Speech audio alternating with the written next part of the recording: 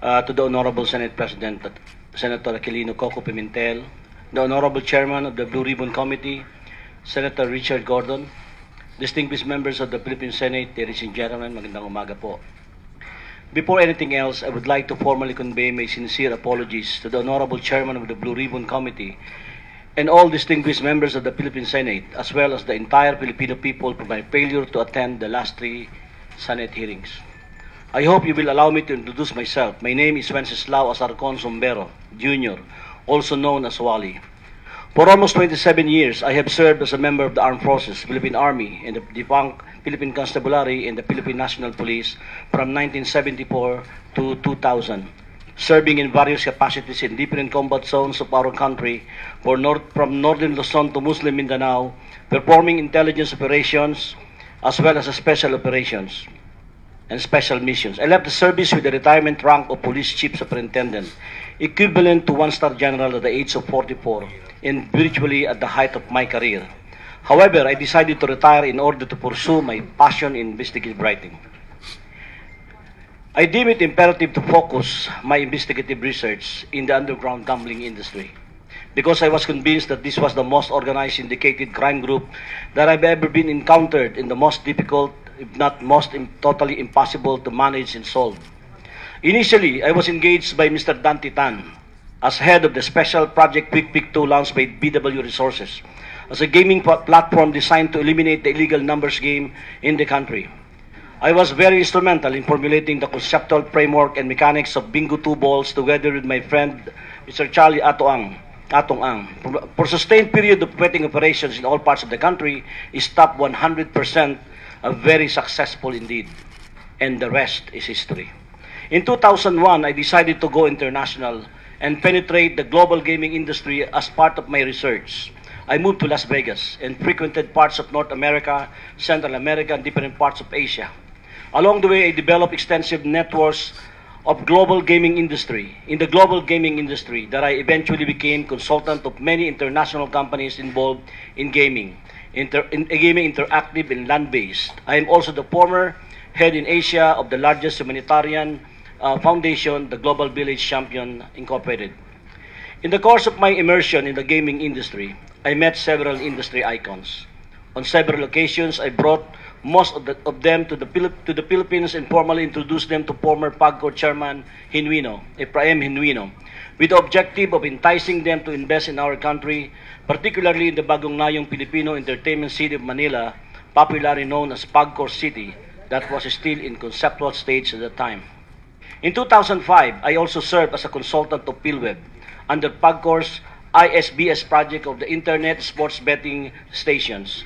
As the chairman of the board of Asian Sportsbook Corporation, my primary mission was then to capture the illegal bets from the illegal sport bookies operating in the country. In the course of my research, I was able to publish several investigative reports and studies. As follows: this is the revolutionizing gaming against by Cybertech Solution, copyrighted in 2003, and the truth about betting, the prescription of the present crisis, among others. That was published in Manila Times for 5 days series. I likewise served as the resource speaker in congressional investigations on illegal gambling and in various media symposia on gambling. I have likewise appeared in several TV and radio investigative programs. Indeed, for the past 15 years, I conducted a lonely one-man crusade, driven by my firm resolve to come up with a viable formula to generate revenues for our government. I eventually realized that the culmination of my study was the validation of the paradigm shift in gaming as entertainment and tourism. With the stagnation of the North American market due to the rigid anti-online gaming laws, the European gaming market nearly saturated.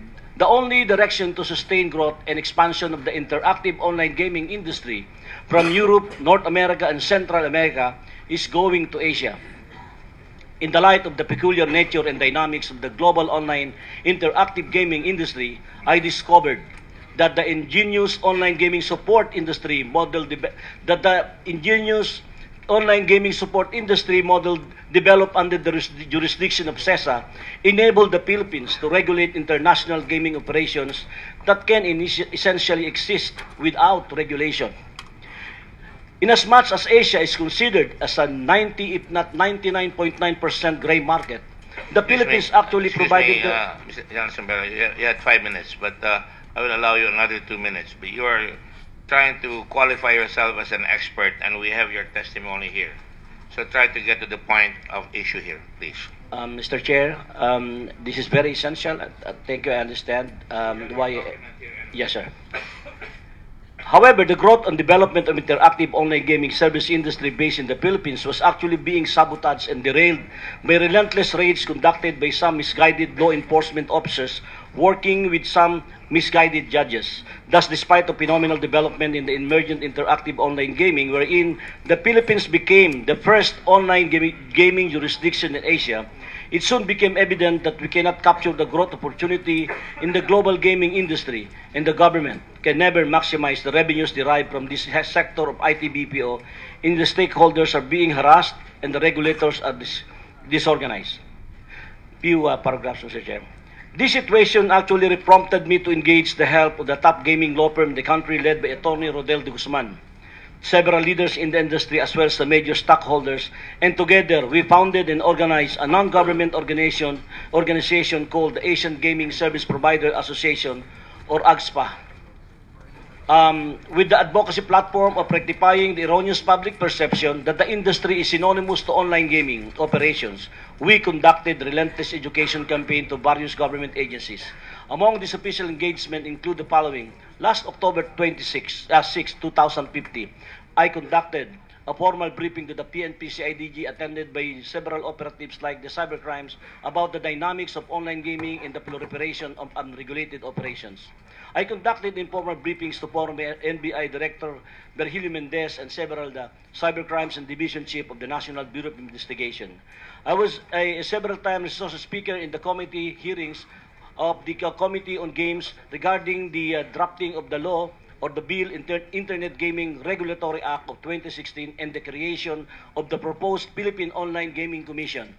In the early 2016, I conducted briefing to the former Commissioner of Bureau of Immigration, Attorney Ronnie Hiron, together with his key officers in the BI conference room.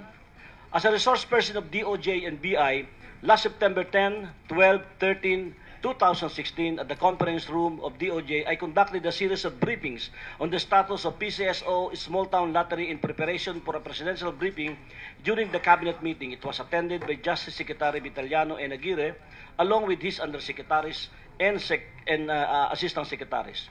Last September 23, 2016, I conducted another briefing for SOJ with his undersecretaries and assistant secretaries. The 5-hour briefing presentation was entitled a Special Investigative Report regarding the status of the international interactive online gaming service industry based in the Philippines.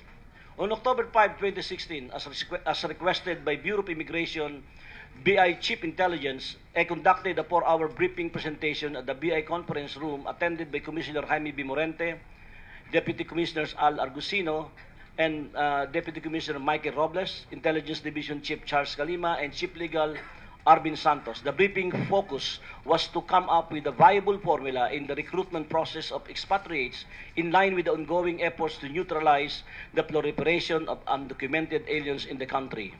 Believe it or not, Mr. Chair, I truly wanted to help the President in as much as I was totally convinced that the Filipino people has finally elected the President who is sincerely committed to reform and have the political will to execute the necessary actions. I have been consistently and humbly offering my services to the national government insofar as the crafting of implementing guidelines and full regulation of the gaming industry. Indeed, I have persistently recommended that it's crucial to synergize rather than preoccupy with counterproductive conflicts. Yet, despite my persistent appeals that the different gaming regulators can actually coexist, inasmuch as we have more than enough market from the big three alone, China, Korea, and Japan, it became frustratingly evident that no one paid any attention at all. I have consistently asserted in all my previous briefings that the government must understand the peculiar nature of the online interactive gaming service industry with the singular objective of making the Philippines as the global hub of the online gaming support service industry. Under the occurrence of the unfortunate alleged extortion incident that transpired between November 25 and December 1, I was trying to leave a legacy for my country. Unfortunately, my painstaking efforts to save the industry engulfed me in a controversy that has likewise pushed the online gaming service industry in the brink of extinction or verge of collapse. At this point in time, I'm already thinking, what lies ahead after we have all rendered our respective versions of truth? What comes after the Blue Ribbon Committee hearing, not only for ourselves, but more so for our respective families?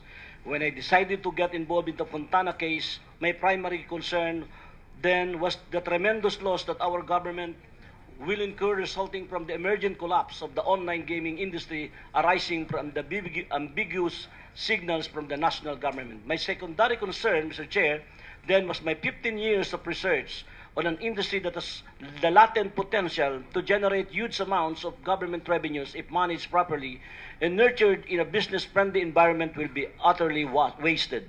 Even as I am now embroiled in a controversy with uncertain conclusion, I will stand by my advocacy. Bilang pangwakas, kung inyo pong mamarapatin, Mr. Chair, nais ko po sanang basahin ang ilang talata sa tulang ang liham. Ito na po yung huli. Hindi naman lahat patuloy na magkakalat. May sisibol ding alamat na laban sa alat. Likas man na maagos mga asin sa dagat, magpapasyang kumilos sa paraan niyang dapat. Pinilit kong tumayo, pinilit kong lumaban, sa gitna ng panahon na aking ginalawan. Katunggaling higante galit sa kinabukasan, karapatan ng anak, madiing tinapakan. Lumalawak ang karagatan, tumitindi pa ang laban. Ang pangako ni Ama kapit kamay sa pagsagwan. Hahanapin ko ang lunas, hahanapin ko ang bukas. Layunin ko sa pag-ahon, kahirapan ay kukupas. Sa bingit ng pagpanaw ang aking habilin. Iginuhit ng kasaysayan ay inyong alamin. Kung ang kinahinatnan ay di pa rin mailarawan, buksan mo itong liham ng maunawaan. Mr. Chair, Senator Gordon, sir, nakahanda na po akong sagutin na anumang pong katanungan. Maraming salamat po.